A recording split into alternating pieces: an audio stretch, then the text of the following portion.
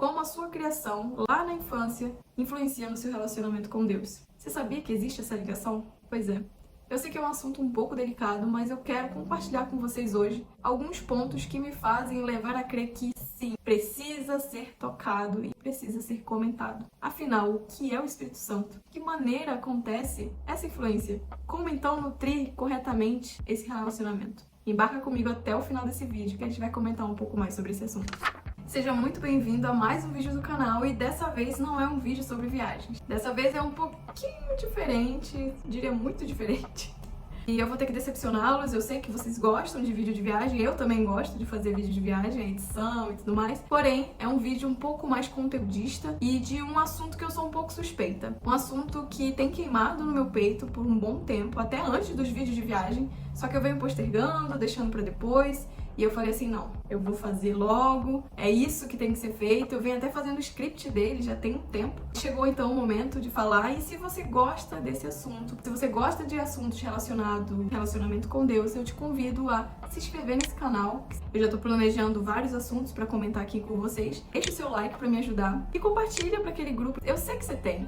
A gente sempre tem um grupo em que a gente compartilha, que a gente fala sobre Deus, a gente sempre tem. Dito isso, então, vamos pro vídeo.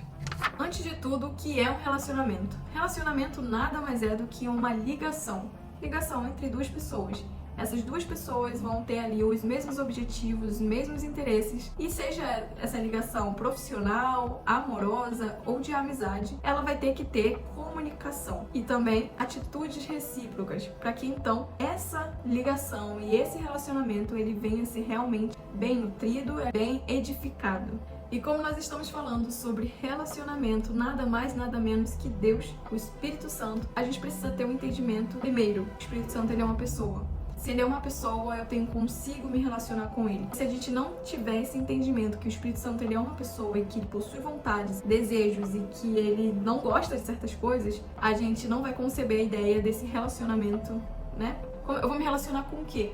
Com um ser qualquer? Com uma energia? Não. Você está se relacionando com o Espírito Santo, que é Deus, então sim, ele é uma pessoa e ele possui vontades e características que a gente precisa entender muito bem quais são essas características para a gente ter um relacionamento muito bem firmado com ele. E eu tô aqui com a ajuda do meu computador, que eu vou estar lendo algumas características do Espírito Santo, juntamente com algumas passagens bíblicas que fundamentam essas características. Eu só vou trazer 5 delas, tem um pouco mais, mas fica de lição de casa, quem tiver curiosidade de dar uma pesquisada, pegar a Bíblia, de saber mais como que funciona essa pessoa, o que ela gosta, o que ela não gosta, o que ela faz. Então vamos pro primeiro versículo, Atos 9:31.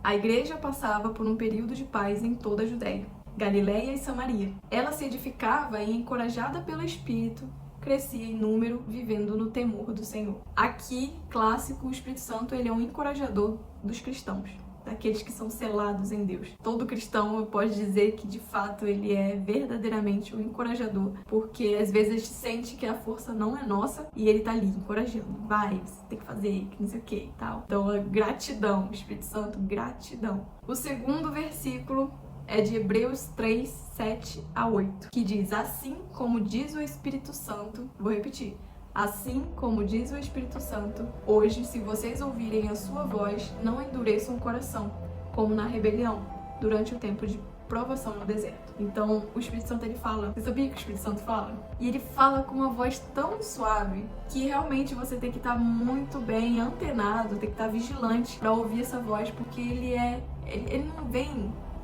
batendo na porta. Ele vem de uma forma bem sutil, bem de leve. Aqueles que estão realmente vigilantes, estão ali, olha, antenados, conseguem ter esse discernimento e escutar essa voz. E o terceiro versículo é de 1 Coríntios 2:13, que diz, delas também falamos, não com palavras ensinadas pela sabedoria humana, mas com palavras ensinadas pelo Espírito, interpretando verdades espirituais para os que são espirituais. O Espírito Santo, ele ensina a gente. O Espírito Santo, ele... Ai, é tão linda essa passagem. Eu vou ler pra vocês aqui, calma aí.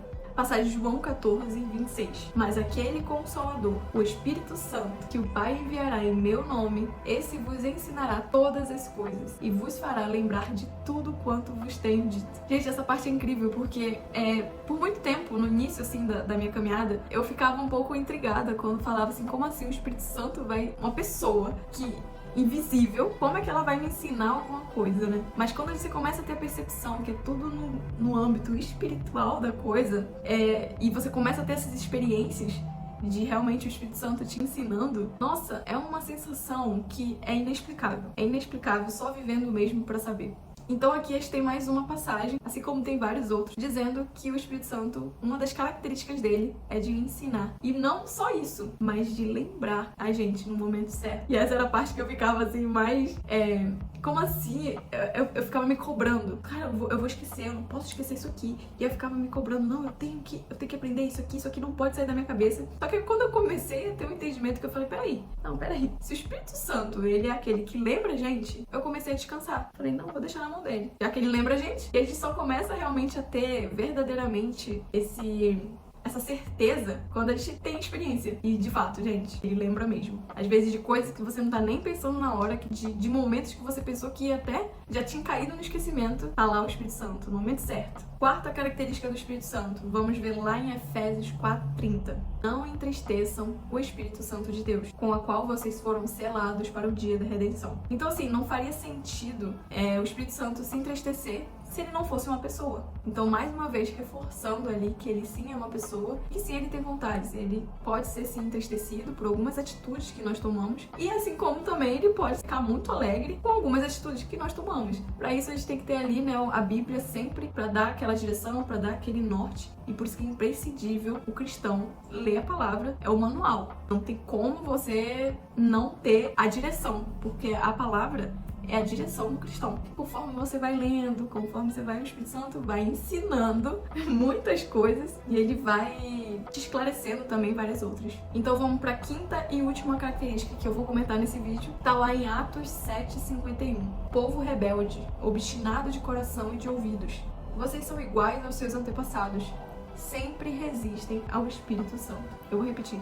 Sempre resistem ao Espírito Santo. A palavra aqui, né, resistir, ele tá trazendo a ideia de você se opor. Tem como você resistir a ele quando ele fala e você não obedece. E aí, dessa forma, ele fala e você não obedece, fala e você não obedece. Você vai, de alguma forma, tá ali se afastando aos pouquinhos dessa voz suave, porque é bem suave mesmo. Uma coisinha assim. Então sim, é possível você resistir ao Espírito Santo, não é inteligente, não recomendo, ok? Já entendemos que o Espírito Santo, ele possui características, obviamente ele é uma pessoa e que nós precisamos ter e conhecer essa pessoa para que a gente consiga ali ter um relacionamento bem firme e sólido. Mas como é que é dada então essa influência na criação, lá atrás, né? Como é que isso acontece? Bom, para exemplificar o que eu quero dizer, né?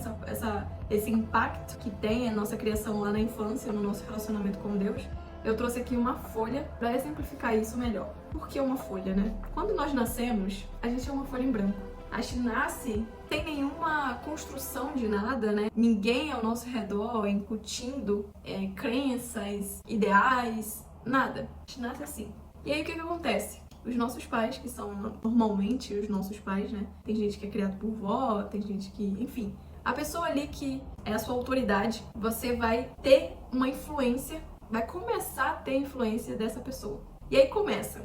Eu achei a caneta, mas eu já fiz os rabiscos. Então assim... Todos esses rabiscos, eles vão começar ali na infância, que vão ser o quê? As crenças vão sendo incutidas pelo seu pai, pela sua mãe, pelos seus irmãos, pelos seus amigos, ou seja, por todas as pessoas que têm influência, de alguma forma, influência na sua vida. Por exemplo, você vai querer associar, né? Você vai automaticamente, é do ser humano, querer fazer associações, fazer um paralelo entre o seu pai terreno com o seu pai celeste, né? Que é Deus. Quando os pais, eles vão começar a criar os filhos, né, que começa ali a colocar crenças boas, ruins, práticas, se não for muito bem vigiada, e ainda se for vigiada, não é perfeita, porque não tem criação perfeita. Os pais, eles dão sempre o melhor que eles podem, então algumas práticas vão limitar, né, a forma como você enxerga Deus e o Espírito Santo.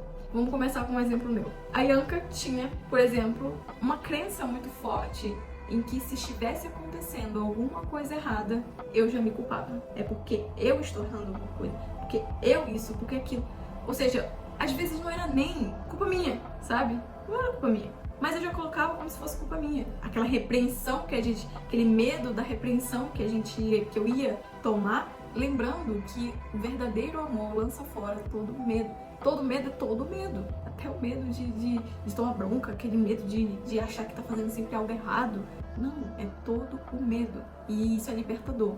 Isso é muito libertador. Automaticamente, por associação, como eu falei, eu quis agir da mesma forma. Porque eu falava assim, mas comigo acontecia assim, comigo era assim, então com Deus também deve ser, né? Tipo, porque o primeiro momento você não sabe muito bem como se relaciona com Deus. Afinal, Deus é invisível. Como naquele primeiro momento você não sabe nada. Então é normal você trazer, carregar para dentro desse relacionamento com Deus essas criações, essas práticas, essas limitações, né? Bom, tem algumas outras práticas que entram também. Não tem em todas as famílias, mas eu já vi acontecer em algumas. Os pais, eles começam a maldizer aquela criança e falar assim: você é burro mesmo, como você acha que você vai conseguir? Olha suas notas, olha aquilo, olha isso.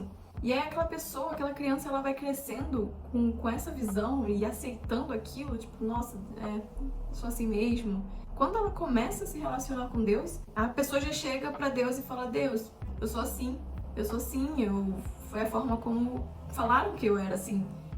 Ou seja, você trazendo da forma como você foi criado, da forma que os seus pais te ensinaram, trazendo pra dentro do relacionamento com Deus. No mínimo, essa criança ela vai estar com um problema de autoimagem sério. Quão importante é também você se desprender delas. E aí é onde entra a desconstrução, que é uma parte em que todo cristão, porque não, como eu falei, não existe criação perfeita. Então, alguma coisa durante a sua caminhada cristã, o Espírito Santo ele vai ter que tocar. Ele vai ter que tocar. E eu vou te dizer, vai doer pra caramba. Vai doer porque, pensa, a tua folha não tá mais em branco. A sua folha, agora ela tá toda rabiscada. Então o Espírito Santo, algumas coisas ele vai ter que desconstruir para então construir esse novo ver, né? Essa nova forma de enxergar ele.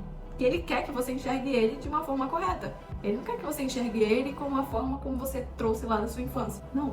Ele quer que você enxergue ele da forma exata. Para isso ele vai ter que desconstruir muitas das coisas que foram construídas ao longo da sua vida, né? É como se fosse uma feridinha.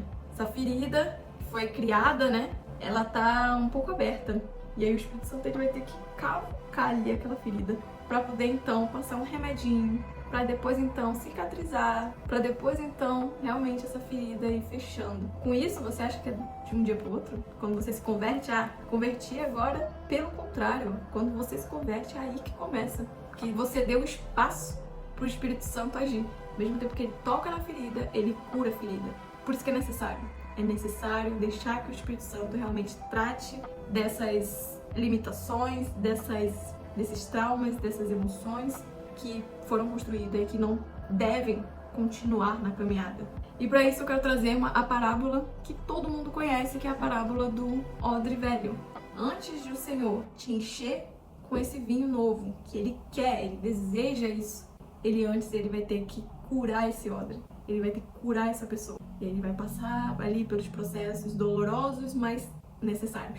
Lá em Provérbios 22:6, ensina a criança no caminho em que se deve andar, e ainda quando for velho, não se desviará dele. Porque quando a palavra entra, quando a semente é lançada, em algum momento da vida, se você coloca a criança desde pequeno, ele pode se desviar, mas depois, em algum momento, ele vai voltar. Bom, já vimos o que é o relacionamento com o Espírito Santo, as características do Espírito Santo, a forma de que maneira influencia essa nossa criação para dentro do nosso relacionamento com Deus, o quão importante e necessário vai ser o Espírito Santo tocar nessa construção e desconstruir algumas coisas. Mas beleza, como é que eu faço então para fortificar corretamente esse relacionamento? Bom, as práticas espirituais, palavra, leitura bíblica, jejum e oração. São as armas do cristão, né? Para você se relacionar com uma pessoa, você tem que conhecer essa pessoa. Então é importante você ter a leitura bíblica para você conhecer.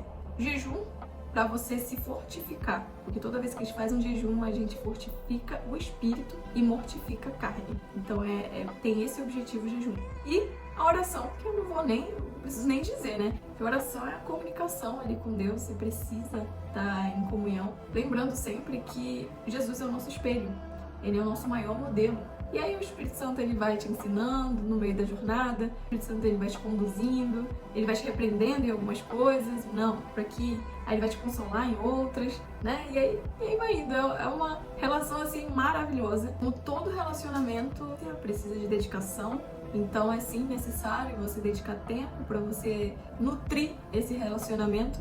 E à medida que você vai conhecendo mais desse Deus e você vai tendo experiências com ele, é algo natural que o seu relacionamento ele vai sendo mais profundo e mais firme. E é muito importante, né? Buscar essa profundidade, não ficar no raso, mas mergulhar. E esse foi o vídeo de hoje, eu espero muito que vocês tenham gostado. Eu gostei muito de compartilhar esse assunto com vocês, eu acho ele muito edificante. Já estou pensando aqui em várias outras reflexões e agora eu quero saber de você. Coloca aqui nos comentários o que você acha sobre esse assunto, o que você pensa sobre esse assunto. Eu fico por aqui e até o próximo vídeo.